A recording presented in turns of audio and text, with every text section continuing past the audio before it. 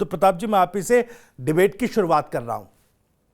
पहले तो थोड़ा एक गणित समझाइए, जिस तरीके से चाहे समाजवादी पार्टी हो चाहे बीएसपी हो, जो अब ब्राह्मण वोट बैंक की तरफ नजर गड़ाए बैठी हैं। भाई 12 से 14% ब्राह्मण वोटर उत्तर प्रदेश में हैं और कुछ एक दल या कुछ एक नेताओं की तो राजनीति ब्राह्मण वर्ग को गाली देकर चला करती थी। अब ऐसे में सब डोरे डालने पर लगे हैं। आखिर गणित क्या है, किस तरह का असर 2027 में, और असर जब सब लोग ब्राह्मण वोट बैंक को इस बार निर्णायक भूमिका में देख रहे हैं, तो फिर यह गणित किस तरीके से उत्तर प्रदेश की पॉलिटिक्स में, चुनावी पॉलिटिक्स में असर डाल रहा है? देखिए भविष्य जी, ये कोई नया समीकरण नहीं है, ये हमेशा से यही समीकरण रहा है। जब जब चुनाव आते हैं तो इस तरह के समीकरणों की बात होती है, लेकिन सच्चाई ये है कि आप समीकरण रातों रात तो बदल नहीं जाते हैं या रातों रात बन तो नहीं जाते हैं। तो ये एक, जैसे आपने देखा होगा कि पीछे एक लॉबी तैयार करी जा रही थी कि ब्राह्मण जो है वो सरकार से नाराज है, उसी का आप एक रिएक्शन के तौर पर इसको देख सकते हैं कि इसके लिए कवायद तेज कर दी गई है जी। और हमेशा से रहा है कि जो मुख्य विपक्षी पार्टी होता है वो हमेशा उसकी नज़र रहती है। देखिए बीजेपी का कोर वोटर ब्राह्मण है या सवर्ण है, इसको नकारा ही नहीं जा सकता है। उसमें सेंधमारी की हमेशा संभावना की बात करी जाती है कि उसमें कुछ % सेंधमारी कर करके उसको अपनी तरफ खींच करके एक समीकरण ऐसा बन सकता है जिससे आपको जीत हासिल हो सके। लेकिन पिछले कुछ समय से इस समीकरण को थोड़ी तरीके से आप कह सकते हैं कि बदल दिया गया है। कारण क्या है कि बीजेपी का वोट बैंक और भी जगहों पर जाकर के शिफ्ट हुआ है, तो उसमें ये समीकरण बहुत नुकसानदायक नहीं हो पाता है जी, क्योंकि आपको अपने लोग का वोट चाहिए। अब जैसे समाजवादी पार्टी की आप बात करें कि यादव मुस्लिम समीकरण के साथ उसके साथ बहुत सारी ओबीसी जातियां हैं जो छिटक गई। कारण क्या है कि पिछले कुछ समय में इस बात पर ज्यादा राजनीति में ध्यान दिया गया है कि ओबीसी में केवल यादव नहीं होता है, ओबीसी में बहुत सारी जातियां हैं, लेकिन ओबीसी के नाम पर सिर्फ सपा राजनीति करती है यादव की, तो वो समीकरण उससे गड़बड़ होता है। पहले वो नहीं होता था, तो उसमें क्या होता था, कुछ प्रत्याशी को आप ले लेते थे, उनकी जाति के वोट आपको मिल जाते थे, उससे आपका समीकरण सध जाता था। आपने देखा होगा कि पिछला जब चुनाव हो रहा था 2022 का, तो समाजवादी पार्टी उससे ठीक पहले बहुत सारे परशुराम जी की मूर्ति लगाने की बात कह करके ब्राह्मण वोटर को अपनी तरफ खींचने की कोशिश कर रहे हैं। लेकिन देखिए ब्राह्मण प्रबुद्ध वर्ग है जी, ऐसा नहीं है कि उससे आप किसी चुनावी लॉलीपॉप में ला करके उसको प्रभावित कर सकते हैं, किसी बयानबाजी। मैं थोड़ा सा आपको टोक रहा हूं। जैसा आप कह रहे हैं कि भाई ब्राह्मण वर्ग जो है प्रबुद्ध वर्ग है, यही बात ओपी राजभर भी कह रहे हैं आजमगढ़ में। वो कह रहे हैं बाकी जो समाज के लोग हैं, बाकी समाज जो है जो भटका हुआ है उसको दिशा दिखाने की काम करते हैं, लेकिन बाकी चाहे 2017-2022 जो विधानसभा के चुनाव हुए, तस्वीर इस बार थोड़ी बदली तो है ना रुद्र प्रताप जी। भाई यूजीसी का विवाद हो, यूजीसी में जिस तरीके से सवर्ण समाज और खासकर ब्राह्मण वर्ग में नाराजगी जो सामने आई, कहीं ना कहीं सरकार बैकफुट पर दिखी। और क्या बीजेपी के लिए ये अनकंफर्टेबल सिचुएशन है? इसको अगर हम बाकी चुनावों से अगर अलग मायनों में देखें, क्योंकि अभी मौजूदा वक्त में उत्तर प्रदेश में कहा जा रहा है कि भाई ब्राह्मण बनाम ठाकुर भी छिड़ा है राजनीतिक गलियारों में, इसकी भी चर्चा होती है, तो खुलकर बीजेपी क्या वो ब्राह्मण दाव नहीं चल रही है और इसलिए पीछे से बैकडोर से राजभर साहब को उतारा कि भाई आप जाइए और वो बात कीजिए कि जय परशुराम और जय सोहेलदेव वो बनाइए फैक्टर? नहीं वो एक अलग विषय है, वो अपनी राजनीति करते हैं, उनकी एक अपनी राजनीतिक पार्टी है, तो जिन सीटों पर चुनाव लड़ रहे हैं उनका जो समीकरण बनाने का तरीका है वो भी सही है। कारण क्या है कि उनको तो वहाँ अपने वोट चाहिए। लेकिन जो बीजेपी की अगर आप बात करी जाए तो मैंने क्या कहा कि कोई एक ऐसा नहीं है कि एक नैरेटिव चला करके आप पूरे वोट को शिफ्ट कर देंगे, ऐसा नहीं है। उसके लिए आपको एक लंबे समय तक काम करना पड़ेगा। अगर आप सपा की राजनीति देखें या बसपा की राजनीति देखें, तो उसमें जो कमेंट किए गए हैं, जो कटाक्ष किए गए हैं, क्या वो ब्राह्मण समाज के लिए उचित थे? नहीं थे। और अगर आज के डेट में, जैसे आपने यूजीसी की बात करी, होना ही चाहिए। अगर कोई भी चीज सरकार चुनने का मतलब ये थोड़ी है कि आप कुछ भी मनमानी करेंगे और उस आपका वोटर या आपका समर्थक चुपचाप देखता रहे। मैंने क्या कहा कि ये प्रबुद्ध वर्ग है, ये अपनी चीज का रिएक्ट करेगा। अगर आपने गलत किया है, यूजीसी पर गलत हुआ है, तो सबने विरोध किया है, और अगर सरकार उस पर बैकफुट पर नहीं जाती है तो वो उस तरीके से देखेगा। लेकिन उसका विकल्प सपा और बसपा हो जाए, ये मुश्किल मुझे दिखता है। कारण क्या है कि उस समीकरण को बनाने बढ़ाने के लिए क्या अखिलेश यादव कर रहे हैं? क्योंकि आपने जब देखा होगा कि इटावा की घटना होती है तो यादव समुदाय के जो लोग हैं उनको बुलाकर वो प्रेस कॉन्फ्रेंस में बैठाते हैं, तो क्या ब्राह्मण समाज के साथ लोगों को उन्होंने नहीं बैठाया ना? देवरिया की जब घटना होती है तो अखिलेश यादव पहुंच जाते हैं ना वहां पे। तो सवाल ये उठता है कि अगर आपका एक्ट जो है लंबे समय से, अब 4 साल में जो आपने एक्ट किया या पार्टी की जो आपकी लाइन बहुत पहले से चली आ रही है, वो लाइन को छोड़ करके आप एक दिन में कैसे वोटों का पोलराइजेशन कर सकते हैं? और वो भी खास करके उस वर्ग को, जो वर्ग ऐसा नहीं है कि केवल भीड़ तंत्र में विश्वास करता है कि नहीं भीड़ के नाम पर वोट दे देगा।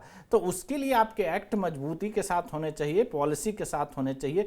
केवल माता प्रसाद जी को नेता प्रतिपक्ष बनाने से ब्राह्मण वोट नहीं सज जाते हैं। तो मुझे ऐसा लगता है कि एक राजनीतिक कवायद है। अब एक जैसे अब चुनावी के समय नजदीक आ रहा है तो हर वर्ग को आप देखेंगे कि लुभाने के लिए अलग अलग चीज़ें चली जाएंगी, बातें करी जाएंगी। लेकिन मुझे पूर्ण रूप से इस बात का विश्वास है कि ब्राह्मण वोट जो है वो बीजेपी के साथ ही है, और उनकी जो पॉलिसी है या उनकी जो चीज़ है, हाँ हो सकता है थोड़ा मनमुटाव हो सकता है, लेकिन प्रयास अब तेजी से होंगे। आप देखेंगे उस कड़ी में बहुत सारी चीज़ें आएंगी। अगर बीच बीच में चर्चा होती है मंत्रिमंडल के बदलाव की, तो उसमें भी आप उन चीज़ों को नजर देखेंगे होते हुए, या और भी बहुत सारे वोटों जो सीटों के बंटवारे, बहुत सारी चीज़ें आपको दिखाई देगी। लेकिन वो समीकरण साधने की पूरी तैयारी है बीजेपी। अशोक यादव जी भी जुड़ रहे हैं। सर बहुत बहुत स्वागत आपका। शायद डिस्कनेक्ट हो गया, मैं दोबारा से पीसीआर से कहूंगा कि कनेक्ट कीजिएगा। अशोक यादव जी बहुत बहुत स्वागत आपका। मेरा सवाल देखिए, जिस तरीके से आजमगढ़ में आप ही के पार्टी का जो गढ़ कहा जाता है, उसमें आकर के ओम प्रकाश राजभर ने खुली चुनौती दी है, और ब्राह्मण वर्ग शंकराचार्य विवाद मामले को लेकर जिस तरीके से समाजवादी पार्टी भी मुखर दिखी, और ऐसा लगा कि ब्राह्मण वर्ग को साधने की पुरजोर कोशिश जो है वो इस मामले पर समाजवादी पार्टी भी इस बार कर रही है। लेकिन वहां तो अलग खेल कर दे रहे हैं। राजभर साहब, पहली प्रतिक्रिया आपकी इस मामले पर?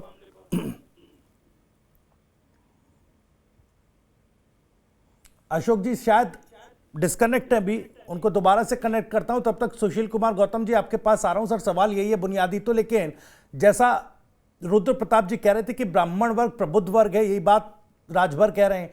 लेकिन सवाल यह है कि भाई जितना ब्राह्मण वर्ग, चूंकि अगर अलग अलग राजनीतिक दल पुरजोर तरीके से इस वर्ग को साधने की कोशिश करता है, और समाजवादी पार्टी या बीएसपी हो कुछ 1% भी कंसोलिडेट कर जाती हैं इस वर्ग में, तो फिर बीजेपी के लिए क्या ये मुश्किल खड़ी कर देगा, और ये चैलेंजिंग सिचुएशन है क्या? देखिए सर, उत्तर प्रदेश की राजनीति में आजादी के बाद जब से उत्तर प्रदेश में चुनाव हुए, सुशील जी आपकी आवाज ठीक तरह से नहीं आ रही है। मैं वापस आपके पास लौटूंगा इसी सवाल के साथ। इसी सवाल के साथ अनिल कुमार गर्ग जी मैं आपके पास आ रहा हूं। भविष्य जी, अभी रुद्र प्रताप जी ने जो आपके सामने तस्वीर खींची, मोटा मोटा तस्वीर यही है। देखिए, एक दिन में कोई ना तो आपका दुश्मन बन सकता है और ना ही आपका कोई दोस्त बन सकता है। अगर उत्तर प्रदेश की राजनीति की आप चर्चा करें तो उत्तर प्रदेश जितनी प्रमुख पार्टियां हैं, सबका अपना अपना एक एजेंडा है।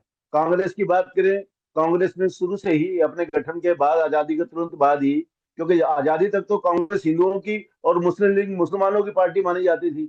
जैसे आजाद देश भारत आजाद हुआ, लोग पाकिस्तान से जो बिछुड़ के आए, उन्होंने कांग्रेस के प्रति अपना बड़ा गुस्सा दिखाया, क्योंकि पार्टीशन के खिलाफ थे।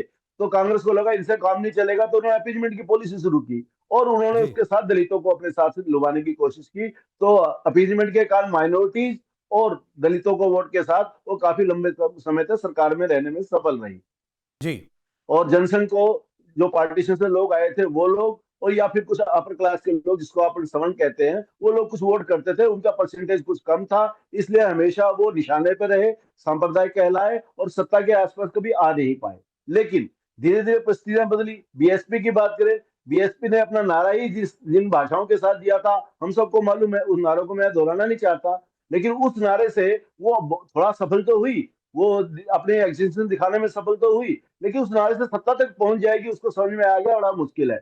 इसलिए जब 2007 में सर वही फॉर्मूला काम आया था, 2007 में सर वही फॉर्मूला काम आया था, और ठीक है उसके बाद थोड़ा सा ग्राफ जो है मायावती का मैं बीएसपी का उसी पे आ रहा हूँ। नीचे गिरा, लेकिन अब देखिए मैं मौजूदा समय की बात कर रहा हूं सर। मायावती ने तो सबसे तेज जाकर दे दिया, पहला टिकट दे दिया जालौन की माधोपुर मैं सीट उसी से, पे आ रहा था। ब्राह्मण चेहरे को पहला टिकट दे दिया है।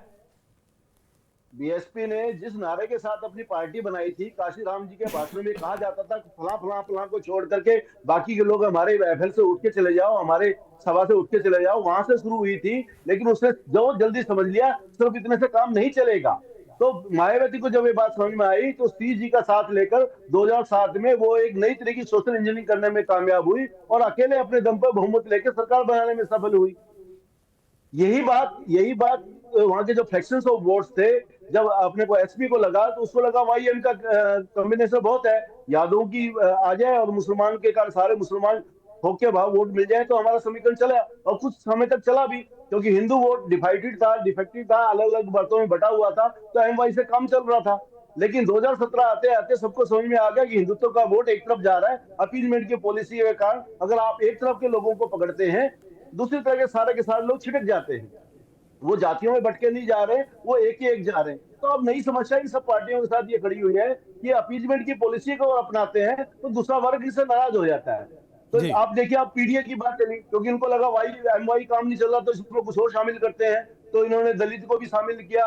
वाई के अंदर जो पिछड़े थे, पिछड़े के अंदर सिर्फ यादव नहीं बाकी लोग पिछड़े भी आए, इसको भी शामिल किया। अब पीडीए कितना काम करेगा, कुछ तो काम किया। नहीं ठीक है सर, एक सवाल इसमें ये उठता है कि फिर आखिर राजभर को ऐसी जरूरत क्यों पड़ रही है, मंत्री जी को ऐसी जरूरत क्यों पड़ रही है कि भाई वो एक सम्मेलन कर रहे हैं जिसमें बड़ी संख्या में 10,000 कह रहे हैं कि भाई हमने 10,000 ब्राह्मणों को यहां पर देखिए इकट्ठा कर लिया, बड़े बड़े नेता हैं।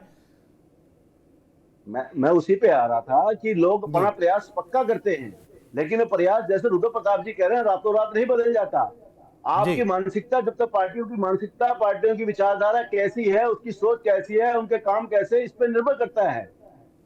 भाजपा को जो अभी तक बनिया ब्राह्मण की पार्टी माना जाता था, आपने उनको एक ही साथ उनको तोड़ नहीं सकते। वहां से नाराजगी हो सकती है, यूजीसी को लेकर नाराजगी हो सकती है, अभी शंकराचार्य जो प्रकरण हुआ उसको बनाने की कोशिश की, उस पर कोई नाराजगी हो सकती है, लेकिन नाराज होकर कहाँ जाएंगे? एसपी के पीडीए में ब्राह्मण के जगह नहीं है कोई, आप देखिए है तो बीएसपी के दलित समुदाय पे ब्राह्मण की जगह नहीं है, एएमआईएम में मुस्लिम के अलावा और कोई जगह नहीं, तो आखिर वो कहाँ जाएगा? मेरे पास है प्योर पाव भाजी का मसाला, प्योर पाव भाजी मसाला, पाव भाजी को टेस्टी बना डाला, सबका राजा आल प्योर मसाला। ये है सीक्रेट रेसिपी एमडीएच का जीरा सिप जल जीरा मसाला। सिप सिप जीरा सिप एमडीएच का जल जीरा सिप, जीरा सिप एमडीएच का जल जीरा सिप।